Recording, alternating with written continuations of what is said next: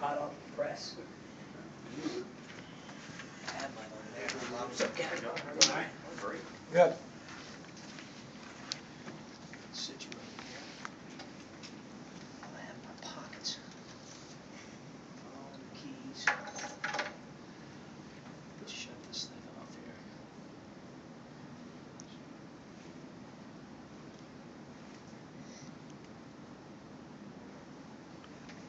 Okay. Get started here. Obviously this week was final exam week, so we had to be a little bit creative in terms of when we practiced and how long we went and what we were trying to get done. I thought we had a great week of practice. I thought we were really good yesterday. I thought we were really good today. We took Monday and Tuesday off. Those were our heaviest final exam days. It also gave guys a chance to get mentally and physically refreshed a bit, especially our heavier minute guys.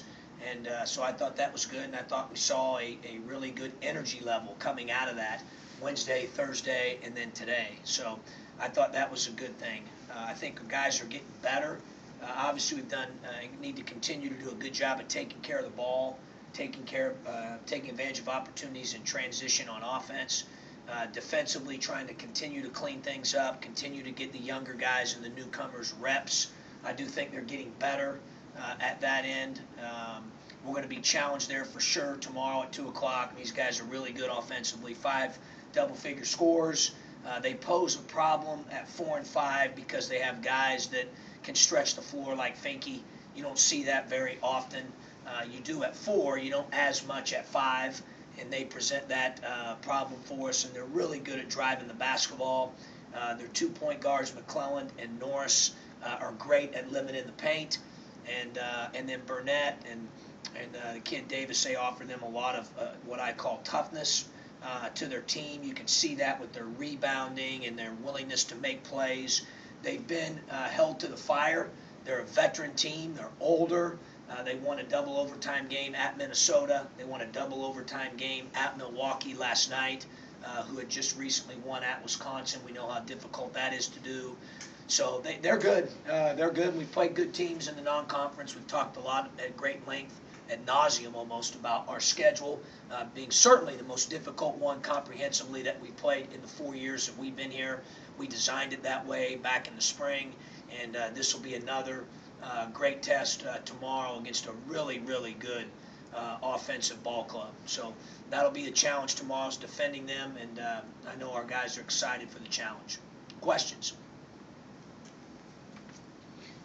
You've played the last 2 games without Laurent. Is it different now that you know he's going to be out for whatever time length? Yeah, I don't know how long he's going to be out. As I said, he's out indefinitely. He was out today. It's kind of a day-to-day thing with him, Scott, to be honest with you. That's what the phrase out indefinitely means. We take it day by day right now with him. Obviously, we want to make sure that he's healthy and that we've got less irritation there with the knee. And once we have that, then obviously we'll continue to make decisions on, what's best for him and moving forward. But, right now we're, planning each day and each game as if he's not with us. Certainly in hopes that he'll return, but we just don't know that at this time. A lot of that depends on how the knee responds to activity. What made the decision to go out indefinitely now compared to the past? It's always been out indefinitely. Yeah, I've always said that. Told DB that he's out indefinitely.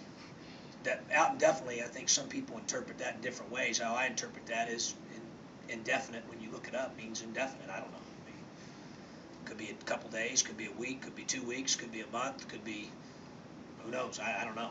Paul may walk in and say, hey, with the inactivity that we've had him adhering to that here the last week or so, he's responded great. Swelling's down. We're ready to roll and give him more activity and move forward.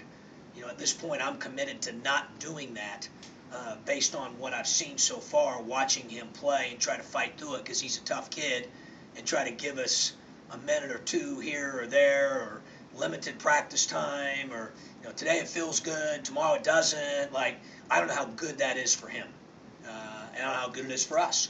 So I've just kind of chose to go day by day, and when they can get him in position where we can start to see the real, I call it the real LeRon Black that we're all used to seeing, then obviously he'll play. When that's going to be, I don't know. Right now it's still too early for us to make a decision long term on him, so it's just that. I mean, he's just out indefinitely. It's kind of a day-to-day deal with him. At the start of the season, you had maybe the best post depth you've had in your 4 seasons here, and now you're at half of that. I mean, has that changed anything strategically for you? Oh, sure, for sure. Yeah, absolutely. You got to adapt. Talked about it last time. We've adapted. And, Michael Finke playing the 5 is a completely different player than Mike Thorne. I mean, that's like, the difference between an elephant and a gnat. I mean, that's a big difference. So you have to adapt and figure that out. And Finke, obviously, has some real advantages, and that's what we've got to play to. He has the skill set of a guard playing that position. That can be a tough cover. There's no question about that. And so he's continued to take advantage of his minutes and of his opportunity. I think he's getting better. Obviously when I say elephant and gnat, I'm talking about size. I'm talking 6'11", 270, versus 6'10", stretching it 225 pounds. I mean, that's like a 45 to 50 pound difference. Both of them are really good players. They're just different players. Thorne's different than Finke. Finke's different than Thorne. So we've got to find a way to play to Finke's skill set, and that'll help our team. I think we've been doing that here since Thorne's been out, and Michael's taken advantage of that. Done a really good job for us. What have the doctors in fall told you about LeRon? Is it structurally okay? Is this just a swelling and soreness thing? Could he do any more damage? No, obviously the knee's just irritated. It's like my wife gets ticked off at me at times. The knee's irritated with him right now, so we'll have to figure that out. What does this mean for DJ Williams, the guy who gives you athleticism? Yeah, he's getting better. DJ's getting better. I talked to him today. He's had a couple great days of practice. He led us in rebounding yesterday. He's very active. He's playing harder. He's making fewer mistakes defensively. He's got to take care of the ball a little bit better per minute played.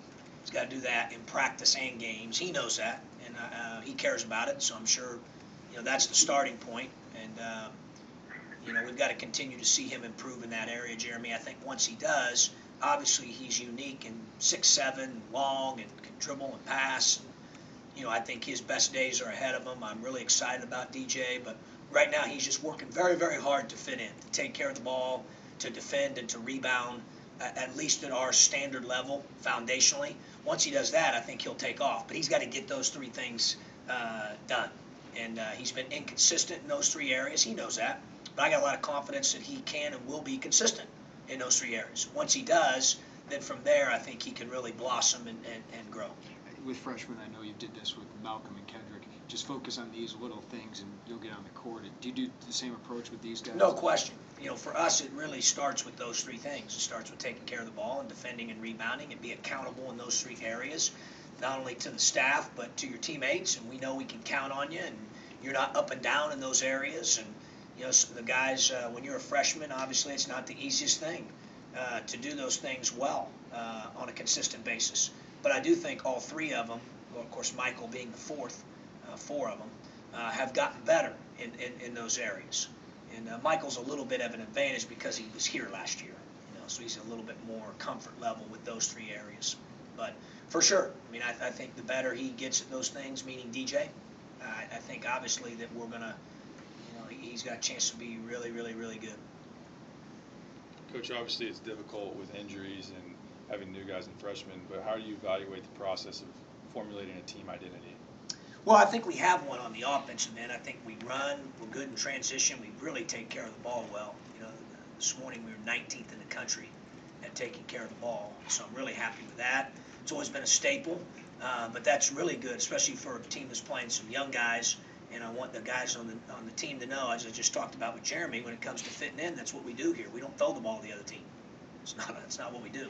So we've had some progress there. I like that. I think we're working pretty hard to get great shots. I think right now, for as early as this is, playing with some young guys, I'm really pleased with the direction that our shot selection's going. Really pleased. at this point. So I think we're developing one there. My biggest concern is developing identity, Derek, on the defensive end. You know, obviously nationally, we do a good job of not fouling. We don't foul. You know, that is a mistake. I tell them that.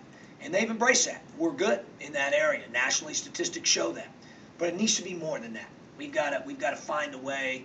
Great defensive teams either find a way to turn you over consistently, and or it's usually exclusive based on your how you play it, and or affect field goal percentage of the opponent.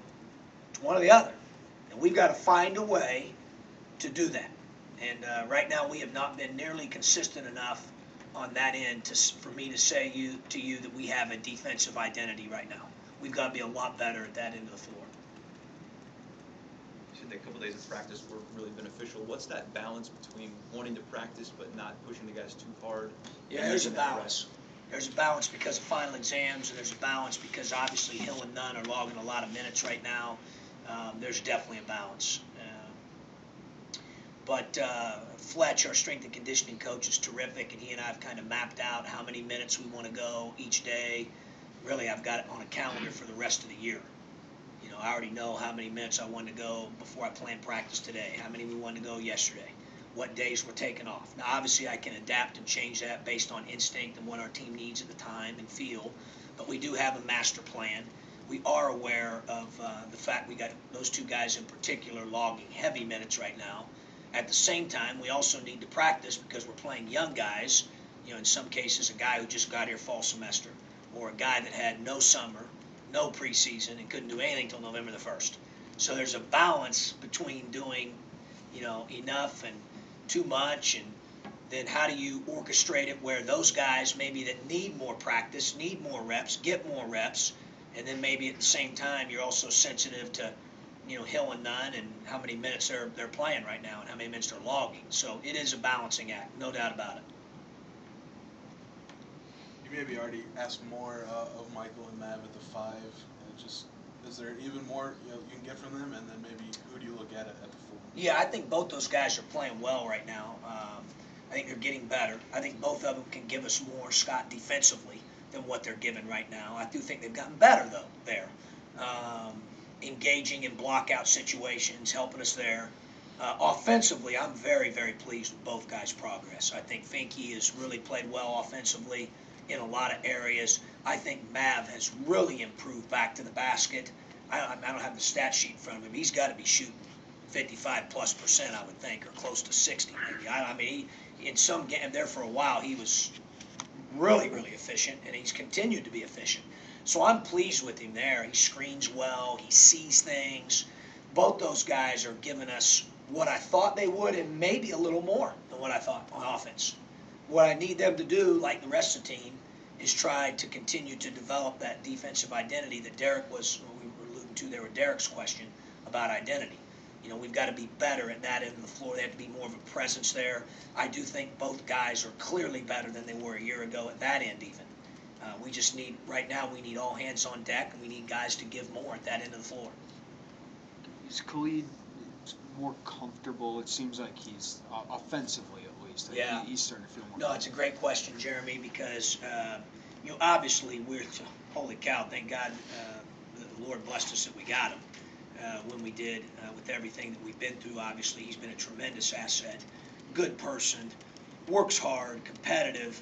But I think what you're saying, the reason you're probably asking that question is you're probably sensing what I am, and that is in the last week or so, a couple games here, he's starting to get more comfortable out there, knows when to pick and choose his spots and set guys up. You know, I thought he was a big part of when we needed to pull away last weekend in Chicago. You know, his defense is getting better, his assist to turnover ratio is climbing, like, no question. I see the same thing you do. I mean, I think he's getting more comfortable, he's getting better. He's doing a better job of being vocal in practice. Like, he's starting to click for him, and that's pretty cool.